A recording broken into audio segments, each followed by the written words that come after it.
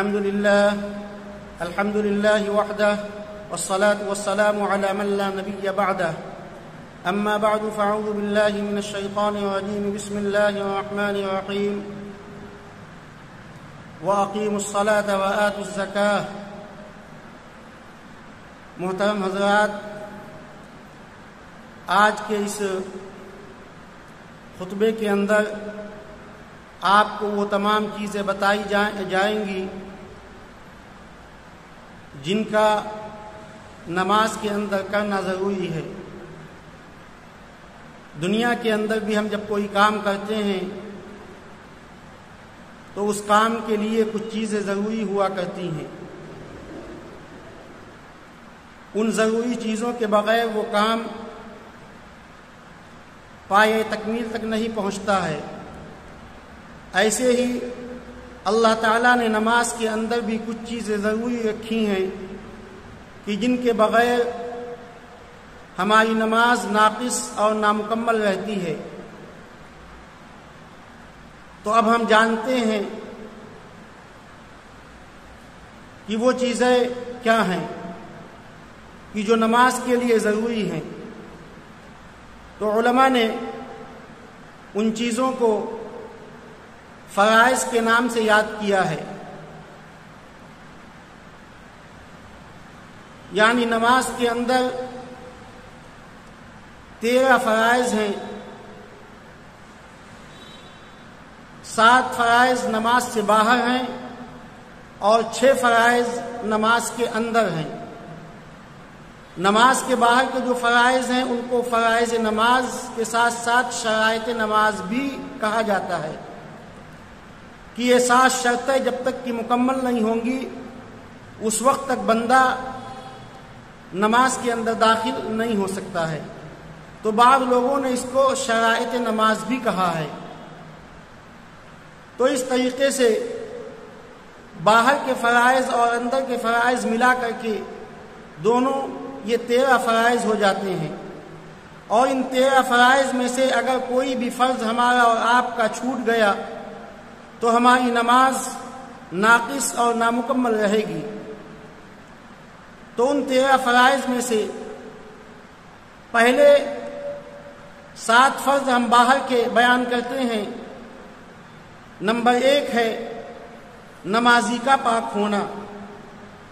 جو شخص نماز کا ارادہ کر رہا ہے، نماز پڑھنے کی اس کی تمنا ہے، تو اس کے لیے سب سے پہلی ضروری جو چیز ہے وہ ہے نمازی کا پاک ہونا.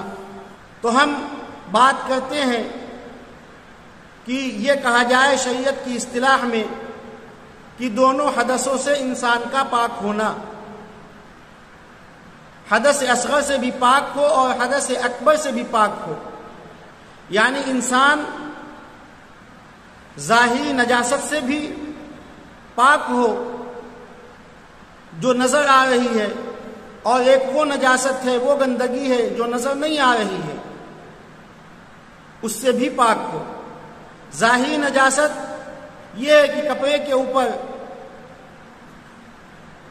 پاخانہ لگا ہوا ہے، پیشاب لگا ہوا ہے، یا اسی طریقے سے اور کوئی نجاست لگی ہوئی ہے، تو انسان اس سے بھی پاک ہو. اور ایک نظر نہ آنے والی نجاست ہے، جیسے احتلام ہو گیا، انسان ناپاک ہو گیا یا بے وضو ہو گیا، تو یہ ایسی نجاست ہے جو نظر نہیں آ رہی آنکھوں سے. یہ صرف بندہ جانتا ہے اور اس کا رب جانتا ہے کہ یہ پاک ہے یا نہیں ہے. تو دونوں حدثوں سے انسان کا پاک ہونا ضروری ہے. ظاہری نجاست سے بھی پاک ہو اور جو نجاست نظر نہیں آ رہی آنکھوں سے اس سے بھی پاک ہو. یعنی اس نے غسل بھی کیا ہوا ہو اور وضو بھی وہ کرے، تب وہ اللہ کی نظر میں نماز پڑھنے کے لائق ہوگا. تو دونوں حدثوں سے انسان کا پاک ہونا، حدث اصغر اور حدث اکبر، دونوں حدث سے انسان کا پاک ہونا یہ ضروری ہے. نمبر 2 ہے کپڑوں کا پاک ہونا. نمبر 1 نمازی کا پاک ہونا، نمبر 2 اس کے کپڑوں کا پاک ہونا، اس کے کپڑوں کے اوپر کہیں غلاظت، کہیں نجاست نہ لگی ہوئی ہو۔ جیسے جسم کی پاکی ضروری ہے، ایسے ہی انسان کے لیے کپڑے کی پاکی بھی ضروری ہے۔ اور نمبر 3 ہے جس جگہ کے اوپر نماز ادا کر رہا ہے اس جگہ کا پاک ہونا، جس مصلی کے اوپر نماز ادا کر رہا ہے اس مصلی کا پاک ہونا، جس کپڑے کو بچھا کر کے نماز ادا کر رہا ہے اس کپڑے کا پاک ہونا۔ اور نمبر 4 ہے ستر کا ڈھکا ہونا۔ ستر کس کو کہتے ہیں؟ آج کل مسلمان تو ستر ہی نہیں جانتے کہ ستر ہوتی کیا چیز ہے۔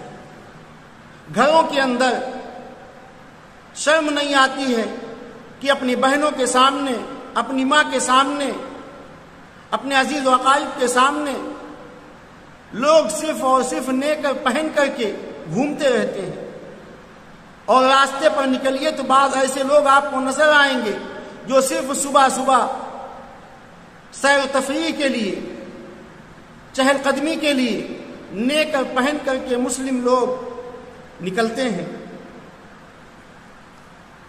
جبکہ یہ سراسر گناہ ہے۔ ستر کا ڈھکا ہونا ضروری ہے، چاہے انسان جس حال میں بھی ہو۔ اور ستر، مرد کا ستر جو ہوتا ہے وہ ناف سے لے کر کے گھٹنے تک ہے، اس حصے کا ہر حال میں اور ہر وقت ڈھکا ہونا ضروری ہے۔ اسی طریقے سے عورتوں کا جو ستر ہے وہ ان کا ستر پورا جسم کا ستر ہے۔ نماز کی حالت میں صرف ان کو اتنی اجازت ہے کہ وہ اپنی ہتھیلیوں کو، اپنے چہرے کو اور اپنے پیروں کو، اور وہ بھی ٹخنوں تک کھول سکتی ہیں، اس کے علاوہ کہ ان کو اجازت نہیں ہے۔ اور باہر اگر جانا ہے تو ان کے لیے پورا جسم ستر ہے، تو اس میں ان کا چہرہ بھی ڈھکا ہوگا اور ان کی ہتھیلیاں بھی ڈھکی ہوں گی۔ باہر نکلنے کے لیے پورا جسم ستر ہے، اور گھر میں رہنے کے لیے اتنا حصے کے کھولنے کی اجازت ان کو دی گئی ہے۔ تو عورت کا پورا جسم ستر ہے۔ مردوں کے لیے ضروری ہے کہ اپنے جسم کے اوپر اتنا کپڑا ضرور رکھیں جس سے ان کی نماز ہو سکے۔ بعض لوگ مسجدوں کے اندر آتے ہیں لیکن اتنی ٹائٹ پینٹ اور جینس ان کی ہوتی ہے کہ جب وہ رکوع کے اندر جاتے ہیں، سجدے کے اندر جاتے ہیں تو ان کے پیچھے کا حصہ کھل جاتا ہے، ستر کھل جاتا ہے۔ اور جب ستر کھل جاتا ہے میرے بھائی تو ہماری نماز ناقص ہو جاتی ہے۔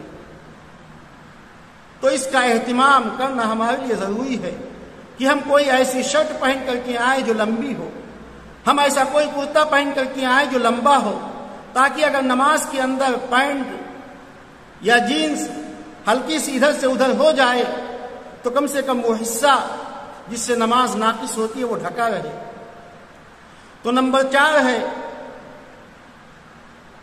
ستر کا ڈھکا ہونا، اور نمبر 5 ہے نماز کا وقت ہونا۔ جو نماز ہم پڑھ رہے ہیں اس نماز کا وقت ہونا ضروری ہے۔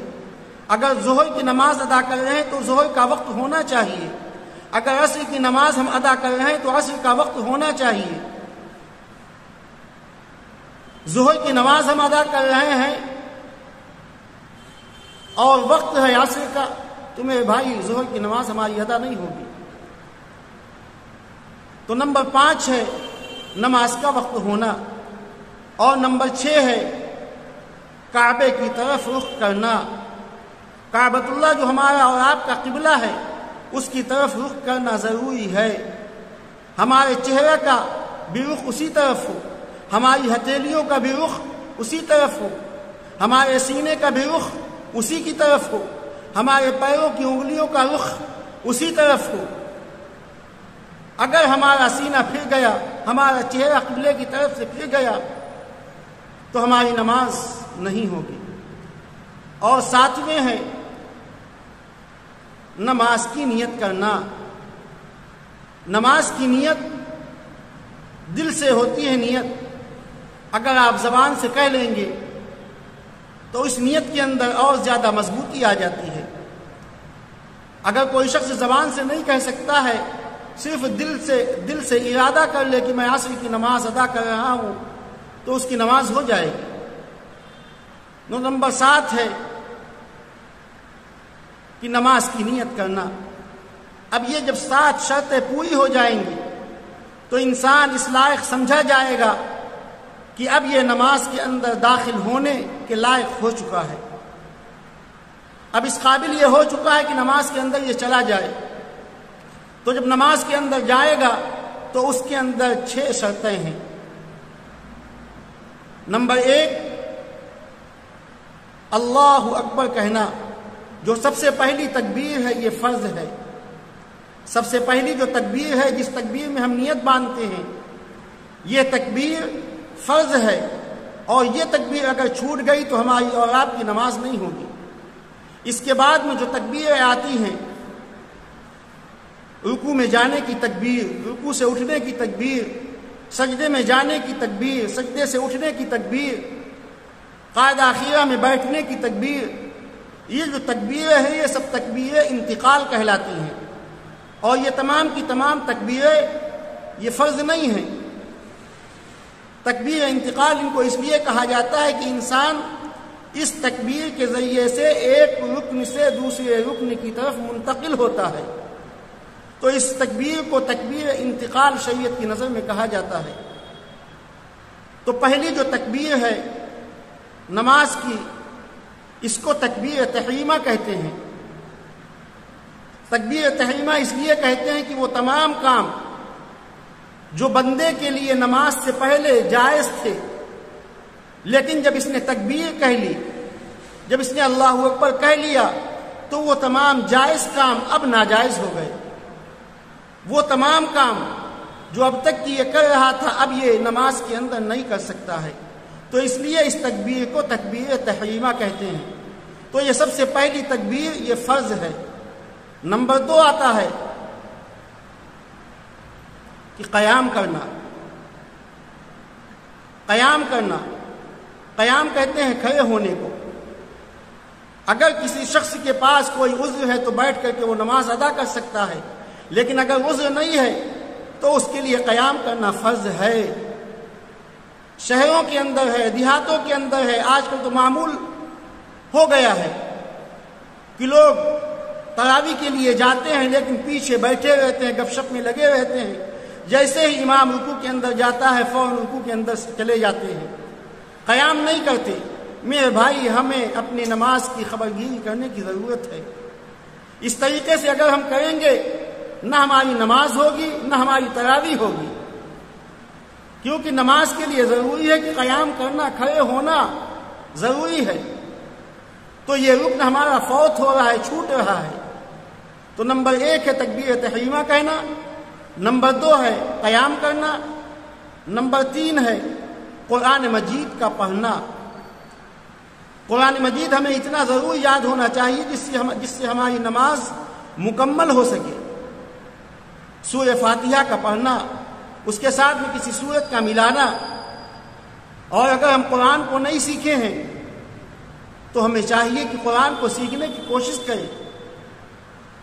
دنیا کے تمام کام ہم سیکھ سکتے ہیں، لیکن کیا قرآن کو نہیں سیکھ سکتے ہیں؟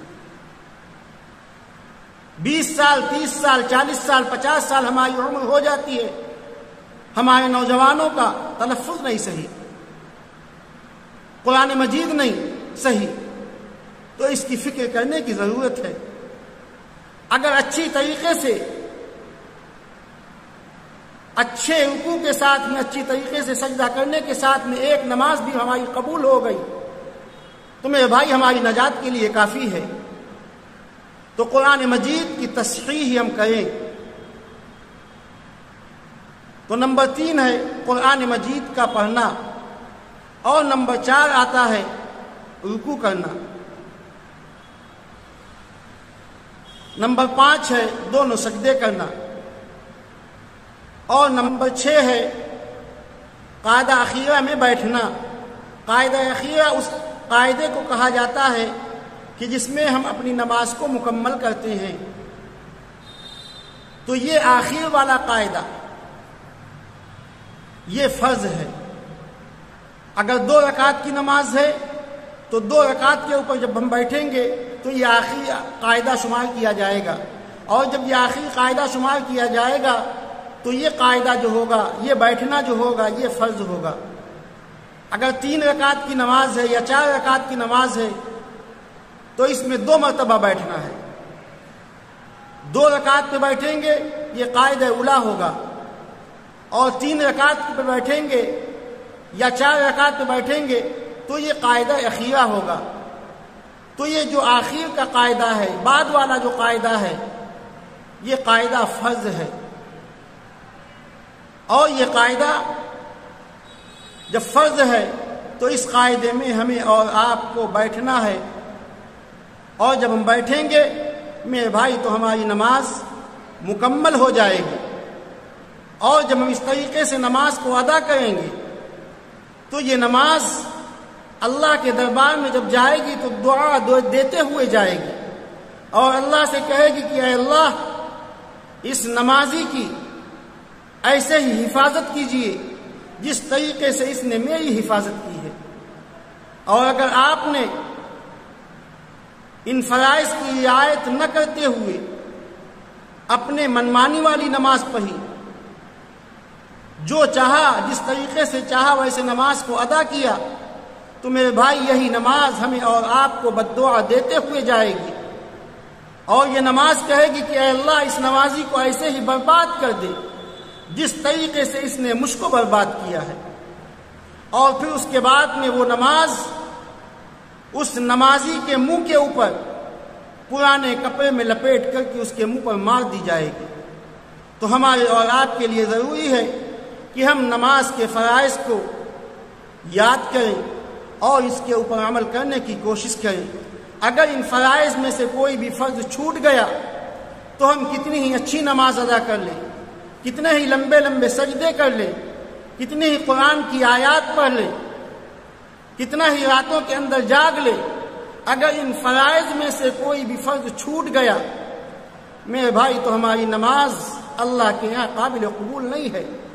اللہ کے یہاں یہ نماز نہیں سمجھی جائے گی۔ اللہ سے دعا ہے کہ اللہ تعالی ہم سب کو فکر کی توفیق نصیب فرمائے اور اچھی طریقے سے نمازوں کو ادا کرنے والا بنائے۔ وآخر دعوانا الحمد للہ رب العالمین۔